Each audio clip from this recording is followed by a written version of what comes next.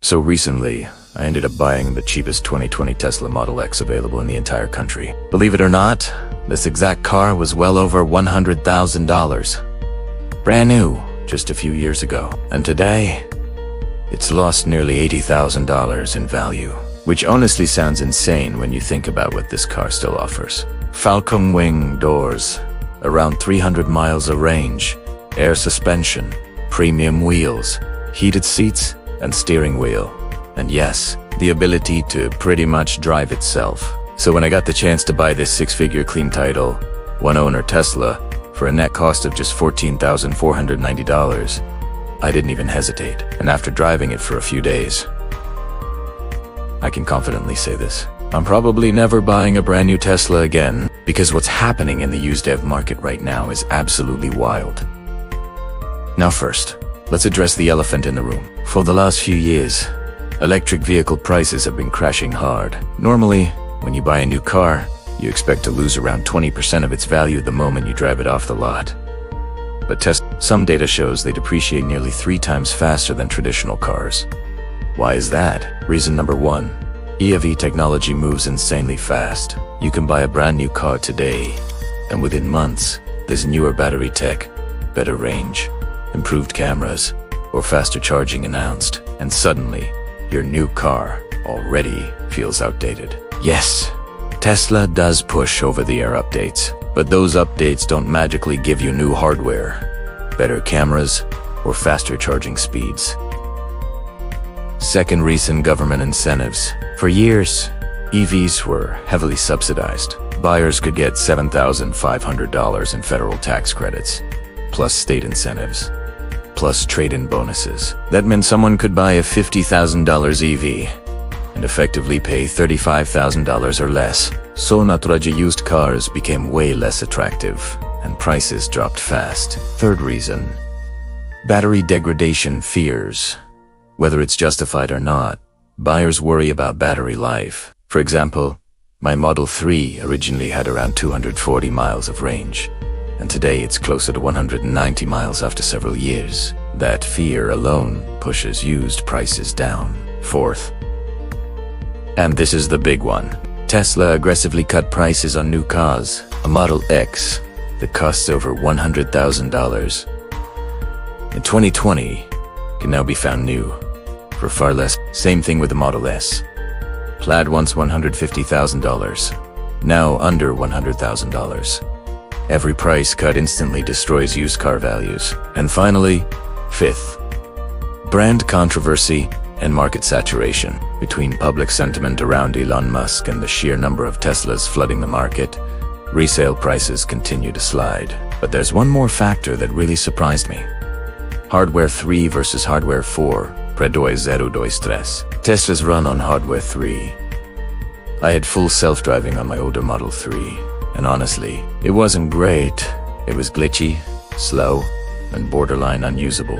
Then Tesla introduced Hardware 4, with better cameras, smoother driving, and more features. And now rumors say Hardware 5 could arrive around 2027, which means buy new today, and your car could feel outdated sooner than you expect. That's exactly why used Teslas are such insane deals right now. You can find $110,000 Model S cars for around $50,000, $100,000 Model X models for $55,000, Model 3 South that once cost $45,000 for barely $20,000. You're basically getting 90% of the same car for half the price or less. That's why when this Model X popped up for $14,490 net, I jumped on it. Now let's talk about why this specific car made sense.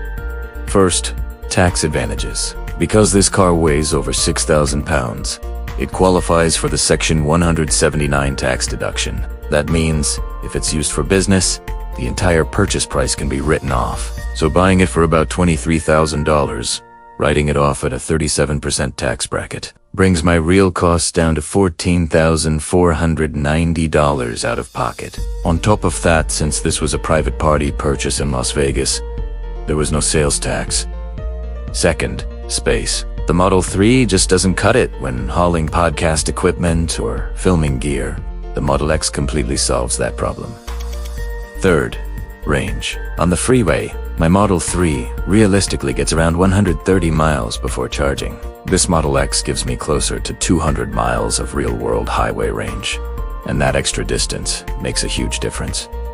And fourth, trust. This car belonged to a good friend of mine who bought it brand new, maintained it perfectly, and had zero issues. When he told me what CarMax offered him, I made an instant deal.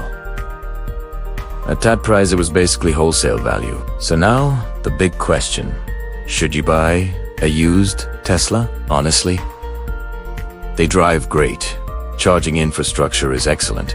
And mechanically, they're incredibly solid. And when you're buying them at 50% off MSRP, who really cares about minor build quality issues? Let someone else take the depreciation hit. And if there's one lesson here, it's this. Teslas hold a charge really well, but they don't hold value. So unless you don't care about money or have a tax strategy that makes sense, buying used just makes far more sense.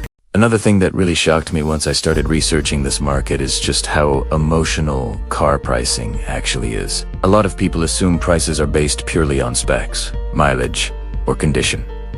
But in reality, perception plays a massive role. And right now, perception around EVs, especially Tesla's, has completely shifted. What used to feel rare and futuristic has now become normal.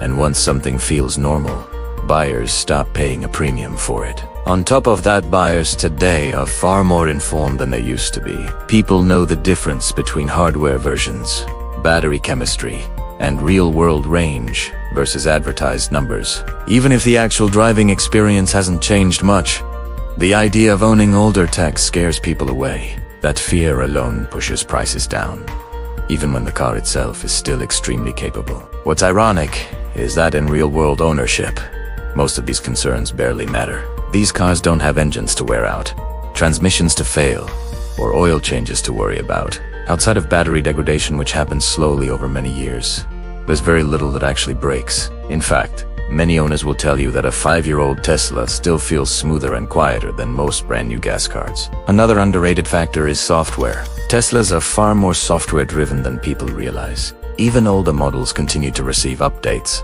that improve efficiency, user interface, and overall usability. So while you might miss out on the newest cameras or fastest charging speeds, the core experience stays largely the same. That's why the gap between new and used pricing feels so extreme. The experience simply doesn't justify paying double. From a financial standpoint, this completely changes how buying a car should be viewed. When you buy new, you're absorbing the steepest part of depreciation. But when you buy after that drop has already happened, the downside becomes limited. You're no longer worrying about losing tens of thousands of dollars. You're mostly just enjoying the car. And that's exactly how I approached this purchase. I wasn't trying to chase the newest technology or prove anything. I was focused on value. At these prices, used Teslas stop being risky purchases and start becoming logical ones. You get a premium driving experience, modern tech, and low running costs, all without taking the massive depreciation hit.